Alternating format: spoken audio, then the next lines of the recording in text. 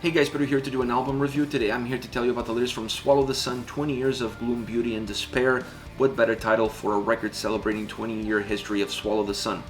It comes out July 30th on Century Media. It has 18 tracks, 2 hours in length, and was recorded live in Helsinki on February of 2020 before the pandemic shut down the world.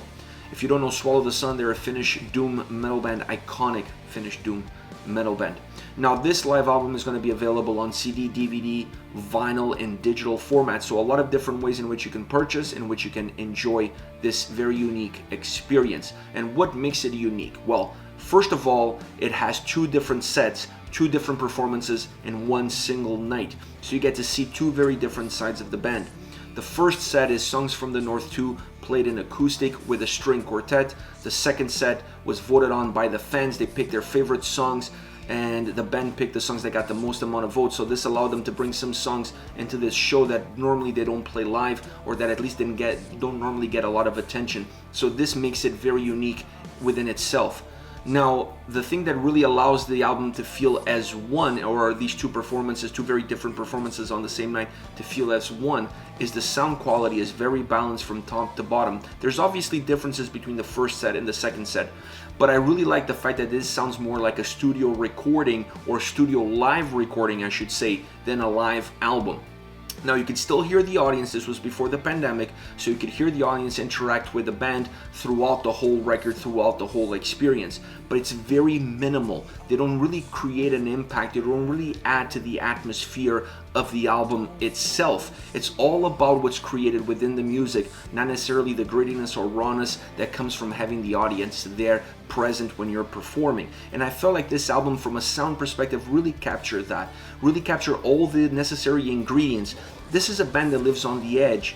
They really live off of the quality of the atmosphere that they create with their sound, and that atmosphere comes from all the details within the construction of their songs. So when you have a live album, you have to be able to capture that essence of the band, because that's what they're all about. The interaction with the fans almost becomes secondary. And if you've seen this band live, there's not a lot to interact, because you're almost lost within the performance and you lose track of time, you lose track of where you are, and it's not your typical band that really brings you to life or that brings energy out of you. They'd rather transport you into a whole completely different universe. So this live album, from a sound perspective overall, really does that, and it does it well. Now, as far as the first set list, let me just say, acoustic performance with a string quartet, how much better can it get? And they played Songs from the North from beginning to end, so they kept the fluidity, they kept the mechanisms that the record had intact by doing the same thing in this live format. But magnificent. The atmosphere is incredible, a lot of depth of sound, a lot of things for you to digest, very naked, very raw, but still very impactful all around. Just absolutely magnificent. A lot of energy, you could feel it in the vocals, you could feel it in the sound, but the string quartet really sets everything apart, really elevates the quality of these songs and what these songs have built within them. Then on the second half of the show, where you have the songs picked by the fans, I felt that these tracks, most of them, if not all of them, sounded better in this format than they do in their original studio setting. They felt a little bit more modern, they felt a little bit more like Swallow the Sun today, so they brought songs from the past into the present, changed them ever so slightly in terms of the sound, in terms of the approach, to give them a little bit more of a unique feel, of a unique sound, more of a present day perspective, and that's how they're coming across. So as I was listening to that second half of the record, I'm listening to some of my favorite Swallow the Sun songs, and I feel like these songs feel to me better. They feel different. They feel a little bit more complete. They feel a little bit more mature. They feel a little bit more like the band sounds today, not like how the band sounded 10 years ago. And that to me was an important aspect, because it made them feel different, but at the same time still connected with the band, still connected with what I know from the band. So having this different approach, having this different style recording for that second half of the show really makes this live recording important, because it sets it apart from everything that you've heard from them, and it sets it apart from what you've heard from them in the studio.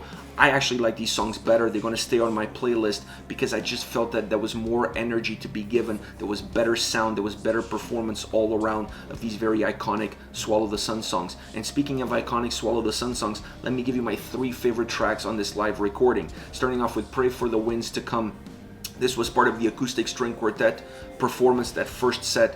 Magnificent. This song, goosebumps, just goosebumps. Every time I listen to this track, I have to press repeat. I have to go back to the beginning. I have to listen to it again. The melancholy in the sound, the melancholy that comes from the string quartet. The string quartet is able to create this incredible atmosphere that adds darkness, that adds pain, that adds suffering, but at the same time it adds light and hope. It's just incredible. It's like this contracting and expanding at the same time with every single note. That first part of the show, that first set, is outstanding. This is perhaps the best song of that portion, at least in my humble opinion.